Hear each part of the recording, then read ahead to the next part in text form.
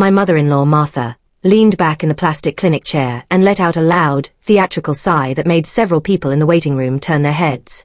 I sat next to her, my hands gripped tightly around my stomach, trying to breathe through a sharp, stabbing pain that felt like a hot knife twisting in my side. I was shaking so hard my teeth were chattering, but my husband, Marcus, didn't even reach out to hold my hand. Instead, he kept his eyes glued to his phone, scrolling through sports news as if we were just waiting for a bus. Every few seconds, a fresh wave of agony washed over me, and I couldn't help but let out a small, muffled whimper. Martha didn't miss a beat. She looked at a woman sitting across from us and rolled her eyes. "She's always like this," Martha said loudly, her voice echoing off the sterile white walls. "Everything is a tragedy with her. A little stomach ache and she acts like the world is ending. It's just attention-seeking, honestly. Some people just can't handle being in the background for 5 minutes." I looked at Marcus, silently begging him to defend me, but he just nodded without looking up. "Mom's right, Maya. You're making a scene. Just sit still and wait for the doctor to tell you you're fine." When the nurse finally called my name, I could barely stand up. I stumbled, and instead of helping, Marcus huffed in annoyance. In the exam room, the doctor looked at my pale face and then at the two of them. "I'd like to speak with Maya privately for a moment," he said calmly. Martha crossed her arms and sat firmly in the corner chair. "We are a family," she snapped. "We don't do secrets.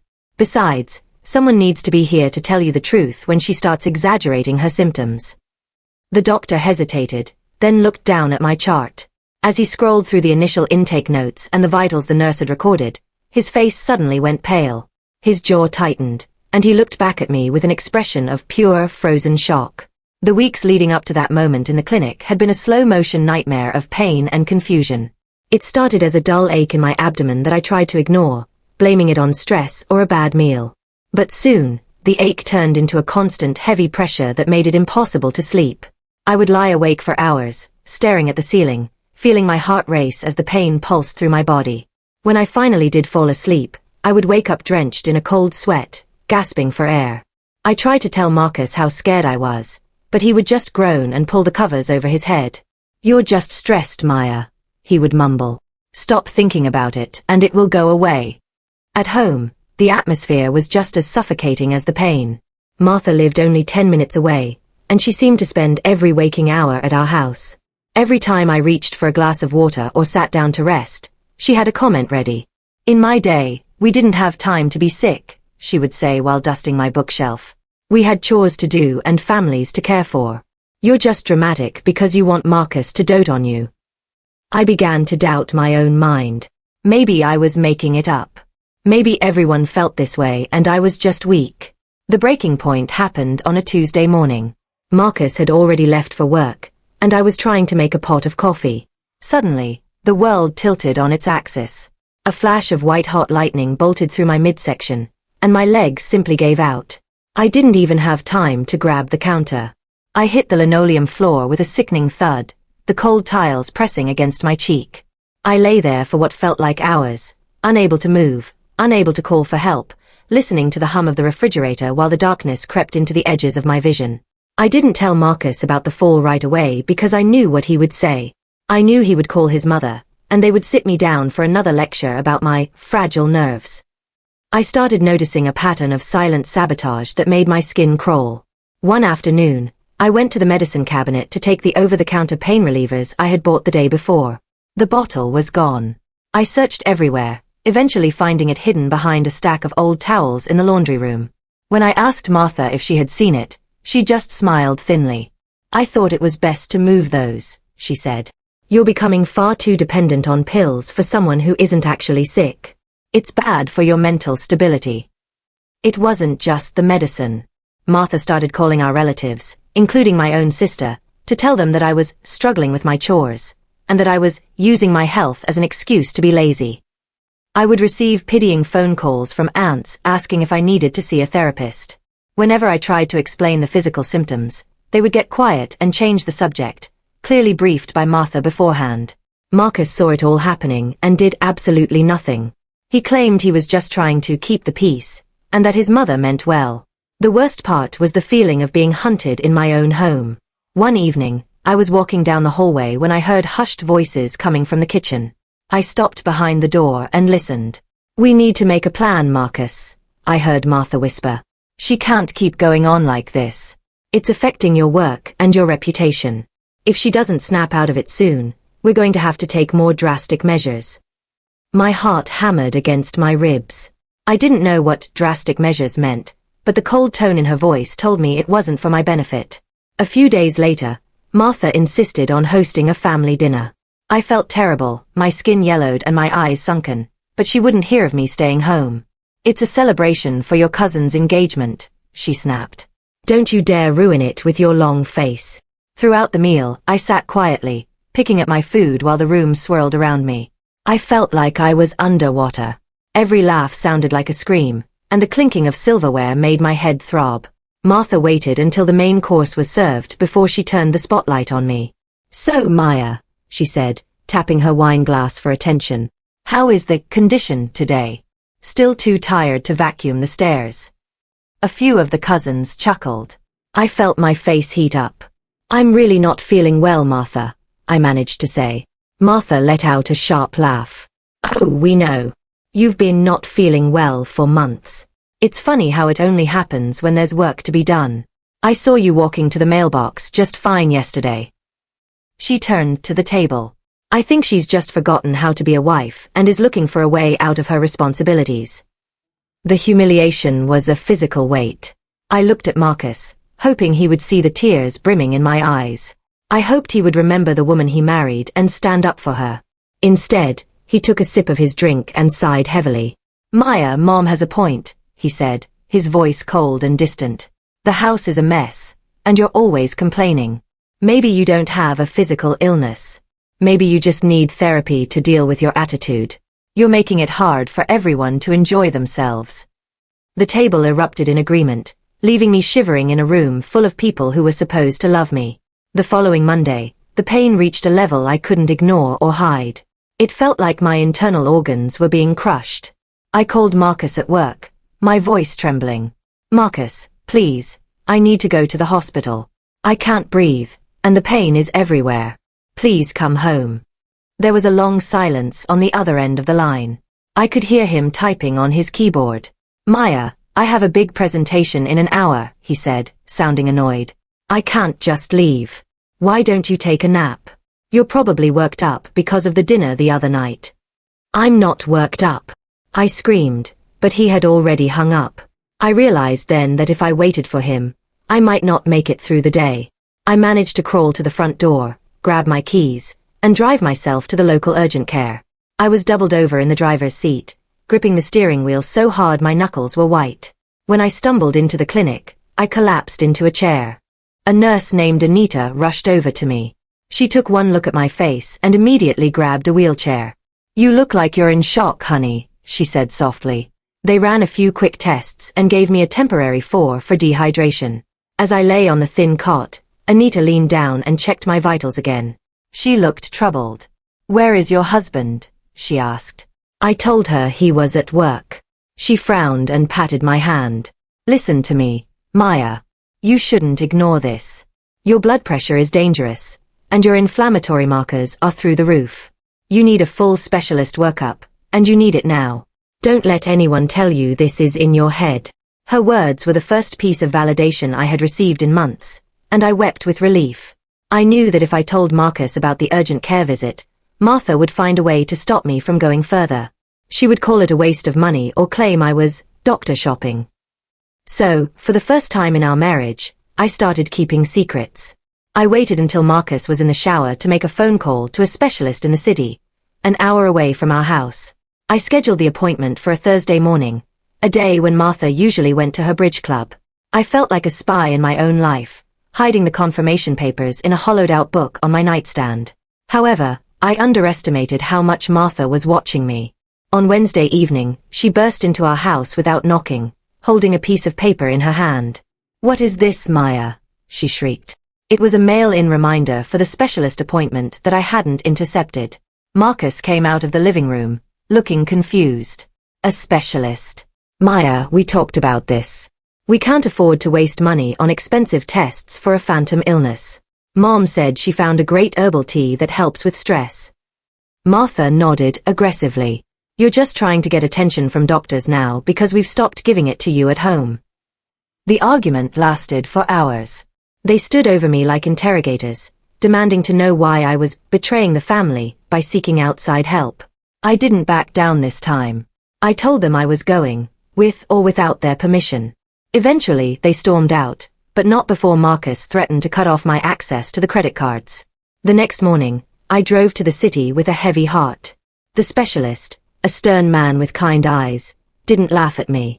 He listened to every symptom. After a brief physical exam, he didn't send me home. He looked me in the eye and said, "We're ordering an MRI and a full blood panel immediately. Something is very wrong." When I got home from the city, I went to check our joint savings account to see if I had enough to cover the insurance copay for the MRI. My heart stopped when I saw the balance. Nearly $10,000 had been moved out of the account just that morning. I checked the transaction history. It had been transferred to a private account in Marcus's name only. When he got home, I confronted him in the kitchen. "Why did you move the money, Marcus? I need that for my medical bills." He didn't even look guilty. He just opened the fridge and grabbed a beer. "It's for your own good," he said calmly. "You're clearly not thinking straight. You're obsessed with being sick, and I'm not going to let you drain our future on tests you don't need. If you want to play this game, you'll do it on your own dime." I realized then that I was trapped. He wasn't just dismissing my pain. He was actively preventing me from getting help. He had complete control over our finances, our home, and my reputation. I felt a cold chill run down my spine as I looked at the man I had loved for 6 years. He felt like a stranger. That night, Marcus left his phone on the charger in the kitchen while he went to the basement to work out. A notification popped up on the screen, and I couldn't help but look. It was a text from Martha. It read, "Is she still acting up? Don't worry, the lawyer says that if she continues to be medically unstable and refuses to perform her duties, we have a very strong case for a lopsided divorce. Just keep documentation of her episodes. We'll have her out of the house by spring." I felt like I was going to throw up. It wasn't just about the money. They were planning to get rid of me. I stared at the phone screen until it went dark. The words "medically unstable" burned into my brain. They weren't just ignoring my illness. They were weaponizing it. They were waiting for me to get worse so they could claim I was unfit. Every time I had cried in front of them, every time I had stayed in bed because I couldn't move, they weren't feeling sympathy. They were taking mental notes. They were building a case to throw me away like a broken toy. I felt a surge of adrenaline that temporarily masked the pain in my side. I spent the next hour quietly searching through Marcus's desk in the home office. I found a folder hidden under some tax documents. Inside were printouts of emails between him and his mother. They had been discussing me for months. Martha had written, "She's a drain on your resources, Marcus. Imagine what you could do with a wife who actually supports you. If she gets worse, we can claim she's had a mental breakdown. It will be easier for everyone." Marcus had replied, "I'm tired of complaining, Mom. I'll keep the pressure on. She'll either snap or leave on her own." I realized then that my marriage hadn't just hit a rough patch. It was a calculated trap.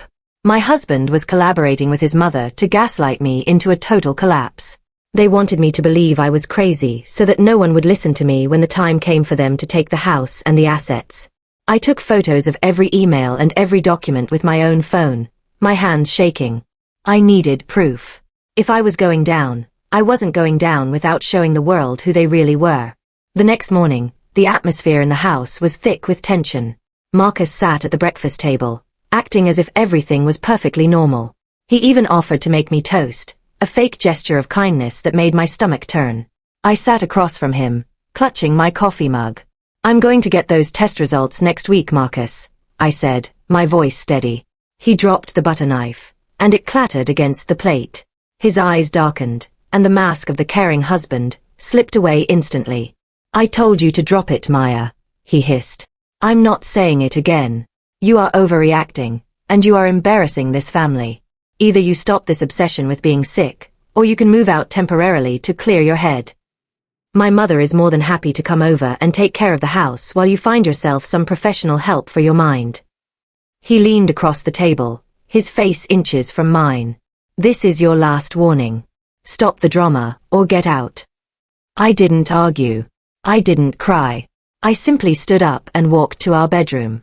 I pulled a suitcase from under the bed and began packing my essentials. I made sure to grab my passport, my birth certificate, and the hidden copies of the medical papers from the urgent care and the specialist. Marcus stood in the doorway, watching me with a smirk. Good, he said. Maybe a few nights in a cheap motel will remind you how good you have it here. He had no idea that I wasn't just going to a motel. I was going to find a way to survive. I was sitting in a small coffee shop near the clinic, feeling absolutely defeated, when a hand touched my shoulder. It was Chloe, a friend from my old job whom I hadn't seen in months because Martha had convinced me she was a bad influence. Chloe gasped when she saw me. Maya. Oh my God, what happened to you? You look like a ghost. I couldn't hold it back anymore. I broke down right there, sobbing into my napkins as I told her everything. The pain, the dismissals, the hidden money, and the plan to get rid of me. Chloe didn't roll her eyes. She didn't tell me I was being dramatic. She grabbed my hand and looked me straight in the eyes. You are coming to your next appointment, and I am coming with you, she insisted. You are not doing this alone anymore. If Marcus and his mother want to play games, they can play them with me. For the first time in a year, I felt a flicker of hope. Having just one person believe me changed the chemistry in my blood. I felt a tiny bit stronger knowing I had an ally. That afternoon, my phone buzzed. It was a call from the specialist's office. My heart skipped a beat. Maya, the receptionist said. The doctor has reviewed your MRI and your blood work. He wants you to come in as soon as possible. He said the results are back sooner than expected, and it's important that we discuss them right away.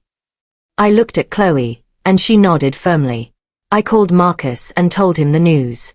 To my surprise, his tone changed instantly. Wait, he said. I'll be there. I'll pick you up. I need to hear this for myself. When Marcus arrived to pick me up, he was accompanied by Martha. They both had looks of calculated concern on their faces. It was a complete 180-degree turn from their behavior the night before. Martha even tried to hug me, but I stepped back, my body recoiling from her touch. We're just so worried about you, dear, she said, her voice dripping with fake honey. We realized we might have been a bit harsh. We want to be there to support you when the doctor tells us what's going on. I knew exactly what they were doing. They were worried about appearances. If the doctor found something, they didn't want to look like the villains who had ignored it. They wanted to be able to say they were there every step of the way. Marcus held the car door open for me, acting like the perfect, attentive husband. I'm sorry about the money thing, Maya, he whispered as I got in. I was just stressed. We'll figure it all out. I didn't say a word. I just stared out the window, watching the trees blur past, knowing that their concern was as thin as a sheet of ice. Martha sat in the back seat, already talking about recovery plans and how she would move in to help me rest once the doctor gave me some vitamins. It's probably just a severe vitamin deficiency or something simple, she said, loudly enough for the whole car to hear. I read an article about how stress can mimic serious illnesses. We just need to get your head right, Maya. I squeezed my eyes shut, praying for the strength to get through the next hour. I knew that whatever the doctor said, my life was never going to be the same. The waiting room at the specialist's office was quiet and smelled of lemon cleaner. Marcus and Martha sat on either side of me, performing for the other patients. Marcus kept patting my knee, and Martha was speaking in a hushed, tragic tone about how brave I was being. Every time a nurse walked by, they would sit up straighter and put on expressions of deep worry. I felt like an object, a prop in their theater of the perfect family. Inside, I was screaming, but on the outside, I remained perfectly still. When the nurse called us back, Martha tried to lead the way, but Chloe, who had met us there, stepped in front of her. I'm Maya's support person, Chloe said firmly. Martha's face twisted in anger. I'm her mother-in-law. I belong in that room. The nurse looked at me, and I pointed to Chloe. She stays, I said. Marcus tried to protest, but the nurse was already ushering us into the small consultation room. Marcus and Martha forced their way in anyway, crowding the small space until it felt like the walls were closing in on me. We sat in silence for 10 minutes before the door opened. Dr. Eris walked in, carrying a thick blue folder. He didn't smile. He didn't offer a polite greeting. He walked straight to his desk, sat down, and opened the folder. The room went silent. I could hear the clock ticking on the wall. Dr. Eris looked at me, then his gaze shifted to Marcus and Martha. He seemed to be weighing something heavy in his mind. Then, he looked back at the papers and cleared his throat. "Maya," he said, his voice low and serious. "I'm very glad you didn't wait any longer." "Maya," Dr. Eris began, "the MRI shows a massive ruptured cyst that has led to a severe systemic infection throughout your abdominal cavity. Your inflammatory markers are at a level I've rarely seen in a walking patient. This isn't just a condition. You are in the middle of a major medical crisis." He turned the monitor around so we could see the images. Even to my untrained eye, the large, dark mass was terrifying. "The infection has started to affect your kidney function.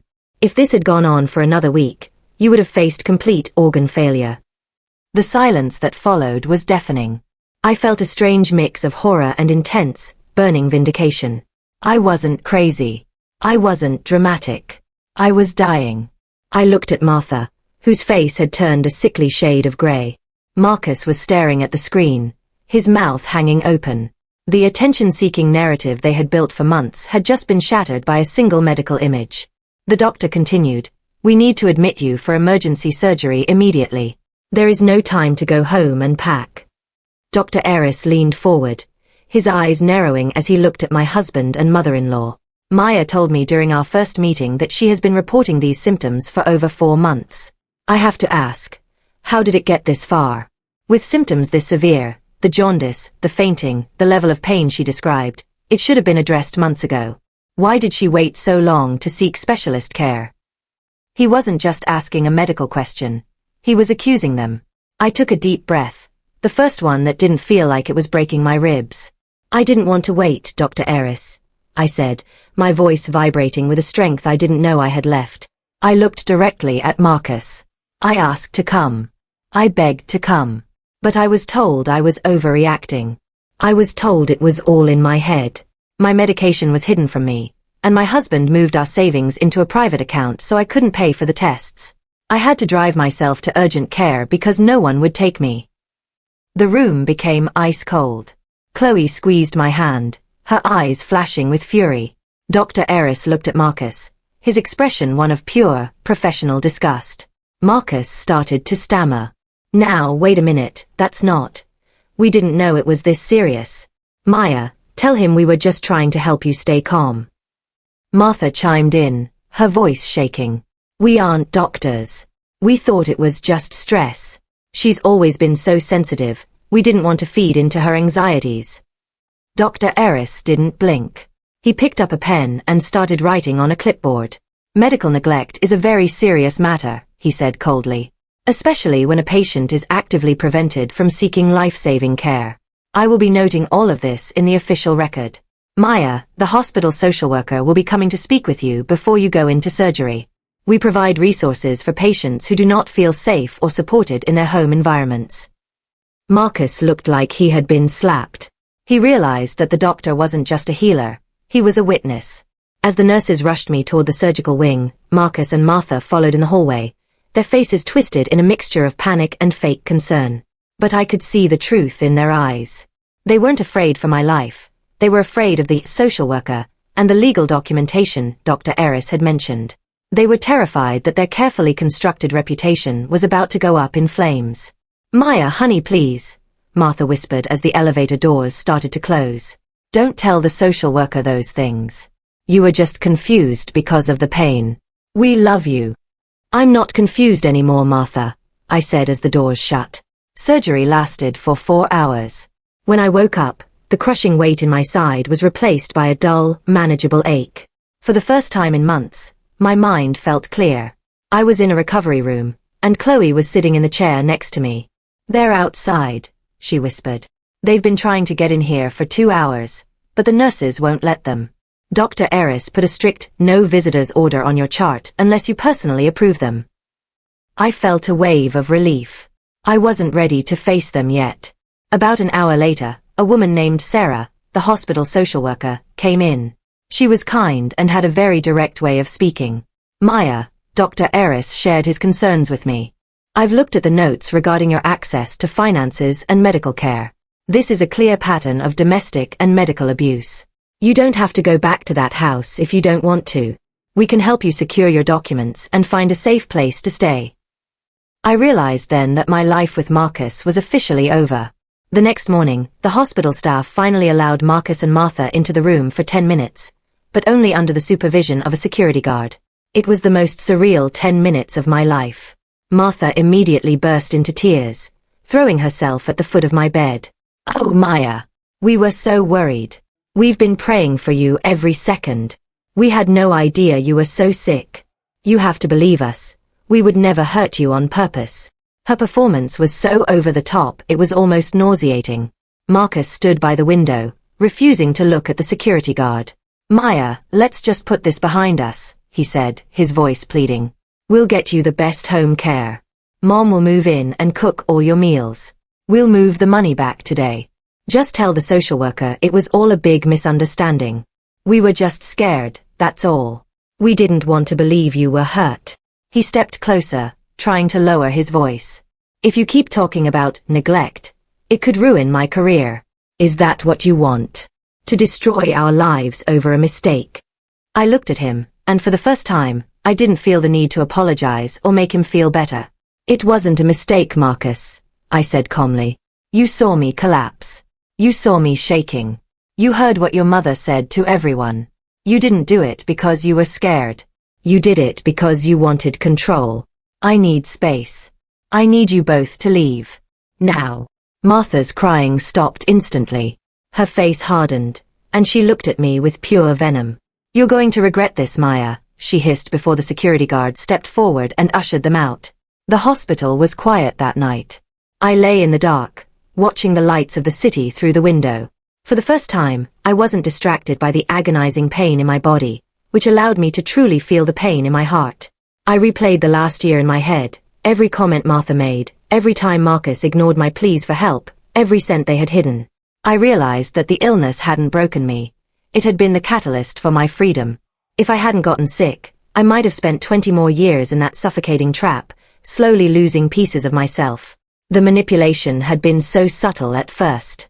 A joke about my cooking here, a comment about my laziness there. It had built up like a wall, brick by brick, until I was completely isolated. They had used my love for Marcus against me, making me feel like I was the problem. But the doctor's results were that they couldn't gaslight.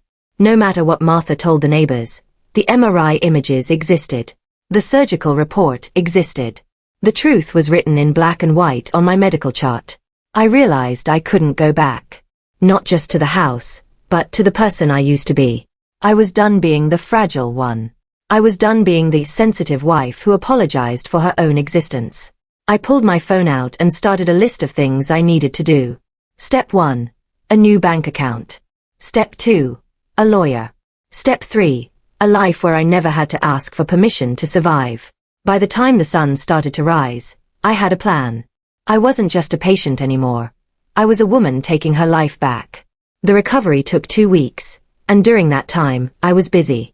With Chloe's help and the social worker's guidance, I opened a new bank account at a completely different bank.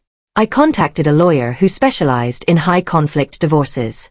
He told me that the medical records and the emails I had photographed would be incredibly powerful in court. "This is more than just a divorce," he said. "This is a case of criminal negligence. We have everything we need to ensure you are taken care of." Marcus tried to call me dozens of times a day. He sent flowers, long emails promising to change, and even a video of himself crying. I didn't respond to any of it. I blocked his mother's number completely. I felt like a different person every day, the strength returning to my limbs and the clarity returning to my mind. I was documenting everything, every text he sent, every attempt to manipulate me. I was building my own case now, and it was much stronger than theirs. On the day I was discharged, Chloe picked me up. We went straight to the house while Marcus was at work. I had a police escort with me to ensure I could get my things safely. As I walked through the rooms, I felt like I was visiting a museum of a life I no longer belonged to. I found the hidden folder in Marcus's desk and took the original documents this time. I was halfway through packing when the front door burst open. Marcus stood there, his face turning from shock to rage when he saw the officer standing in his living room. "What is this, Maya? You're stealing my things." "I'm taking what is mine, Marcus," I said, not even pausing as I folded a sweater. "And I'm leaving the rest." He tried to push past the officer, his face red with fury. "You can't do this. We're married. You're still sick. You're not thinking clearly. This is that friend of yours, isn't it? Chloe is poisoning your mind." He turned to the officer. "She's had a mental breakdown, officer. She's been delusional for months, thinking she was sick when she wasn't. We have medical records." I stopped and looked at him. I pulled the surgical report out of my bag and held it up. The delusion was a ruptured cyst and a systemic infection, Marcus. The only thing in my head was the memory of you telling me I was dramatic while I was dying on the floor. I then turned to include Martha, who had just arrived and was standing in the doorway, ready to start another scene. "And Martha, I know about the lopsided divorce plan. I know you were trying to have me declared unstable so you could take the house." Martha's jaw dropped. "How? How do you know that?" I pulled out my phone and played a recording I had made during the family dinner where she had mocked me, followed by a clear photo of her email to Marcus. "I have everything, Martha. The neglect, the manipulation, and the financial theft. If you say one more word about my reputation, I will post all of this on the town's community page. I will show everyone who you really are." The silence that followed was the most satisfying sound I had ever heard. For the first time in 6 years, I was the one in control. Marcus looked at me, and I could see the moment he realized he had lost. The fragile woman he could bully and gaslight was gone. In her place was someone he didn't recognize, someone who wasn't afraid of him. He tried one last time to use his old tactics. "Maya, please. Think about what this will do to us. We can go to counseling. I'll do anything. Don't throw away 6 years over one mistake." "It wasn't one mistake, Marcus," I said, zipping up my suitcase. "It was 1,000 choices you made every single day to choose your mother's ego over my life. You watched me suffer and you enjoyed the power it gave you. That's not a mistake. That's who you are." I walked past him, my head held high. I didn't cry. I didn't wait for him to apologize. I didn't need his validation anymore because I had my own. As I walked out the front door, Martha tried to grab my arm. "You're ruining my son's life," she shrieked. I didn't even look at her. I just kept walking toward Chloe's car. I realized then that their power only existed as long as I agreed to play my part. Once I stopped being the victim, they had nothing left but their own bitterness. I got into the car, and as we pulled away, I looked back at the house one last time. It didn't feel like home. It felt like a prison I had finally escaped. I moved into a small, sun-drenched apartment on the other side of the city. It was quiet, clean, and entirely mine. The first few nights were strange.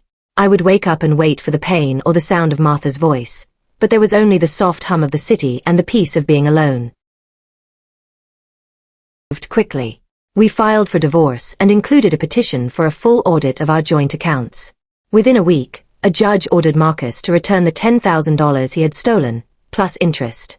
One morning, I received a text from an unknown number. It was a long message from Marcus's younger sister, Elena. She had always stayed out of the family drama, but she had been at that dinner where they mocked me. "Maya," the message read. "I heard what happened. I saw the medical records you sent to the family group chat before you left. I am so sorry. I knew Mom was controlling, but I had no idea they let it go that far. I want you to know that I'm on your side. If you need a witness for court, I'll be there." I sat on my new sofa and cried. It was the first time I had cried since the surgery, and these were tears of pure relief. Validation from within the family felt like the final piece of the puzzle. I wasn't the crazy one. Even his own sister saw the truth. I realized that the reputation Marcus and Martha were so desperate to protect was already crumbling. The truth was like water. It found every crack and eventually broke the dam. Elena told me that the family was in absolute chaos. Apparently, when the truth about my surgery and the neglect came out, several of Marcus's cousins and aunts had confronted Martha. They were horrified that she had lied to them about my mental instability, while I was actually in a life-threatening crisis. Martha was busy trying to delete her social media comments and telling everyone that she was misinformed, but no one was buying it. The social fallout was immediate and severe. Marcus was also struggling. Without me there to do the housework and manage his life, and with the mounting legal fees, his perfect existence was falling apart.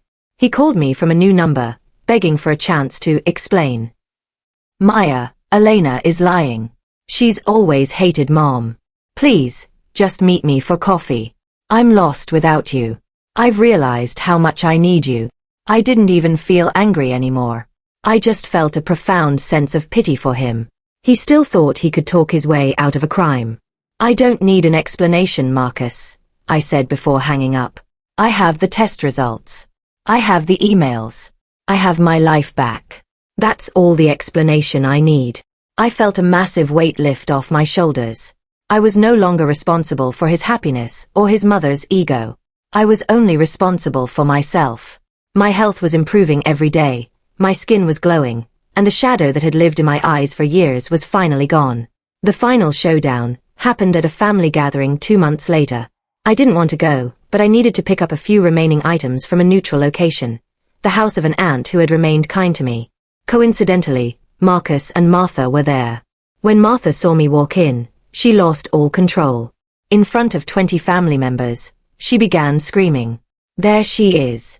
The woman who destroyed my family. You're a liar, Maya. You made that doctor say those things. You just wanted the money. The room went dead silent. Everyone was staring at her as she turned purple with rage. Marcus tried to pull her away, but she pushed him off. She's been planning this. She's not sick, she's just evil. I didn't scream back. I didn't defend myself. I just pulled out my phone and held it up. Martha, do you want me to play the recording of you planning to have me committed? I asked quietly. Martha froze. She looked around the room and saw the expressions on the faces of her sisters and her nieces. There was no pity. There was only disgust. One by one, the family members turned away from her. My aunt walked over to me and gave me a hug. I'm so sorry we didn't see it sooner, Maya, she whispered. Marcus stood in the corner, looking small and defeated. He realized that no one was siding with him.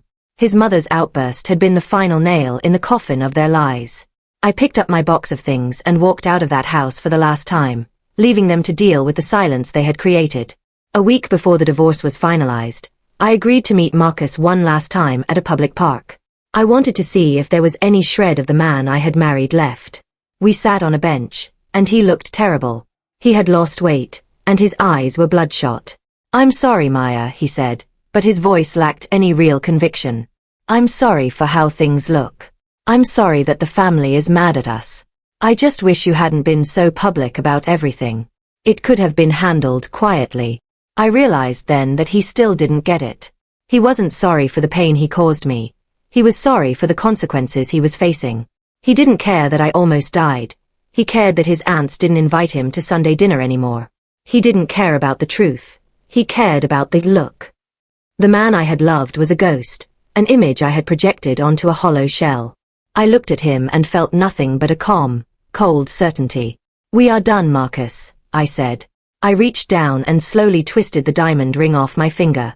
It felt lighter than I expected. I placed it on the bench between us. You and your mother deserve each other.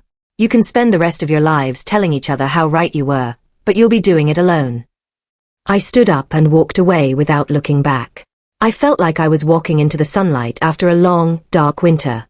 6 months later, I walked into Dr. Eris's office for my final follow-up appointment. I felt amazing. I had started a new job, I was traveling with Chloe, and I had even started a small garden on my balcony.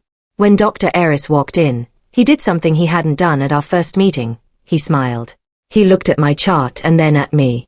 Maya, your blood work is perfect. The infection is completely cleared, and your kidney function is back to 100%. You are, quite literally, a new woman. I thanked him, knowing that he had saved more than just my body. He had saved my spirit by being the first person to speak the truth. As I left the clinic, I walked past the waiting room where Martha had once mocked me. It felt like a lifetime ago. Marcus and Martha were now living in a small apartment together, their house sold to pay for the divorce settlement and Martha's growing debts. They were isolated, the family having largely cut them off after the full story was revealed. I stepped out into the crisp afternoon air and took a deep, full breath. No pain. No fear. Just the quiet strength of a woman who had fought for her own life and won. I realized that the greatest victory wasn't the money or the house. It was the fact that I no longer needed anyone else to tell me if I was okay. I knew the truth. This time, when the doctor smiled and said I was healing, I believed him, because I finally chose myself.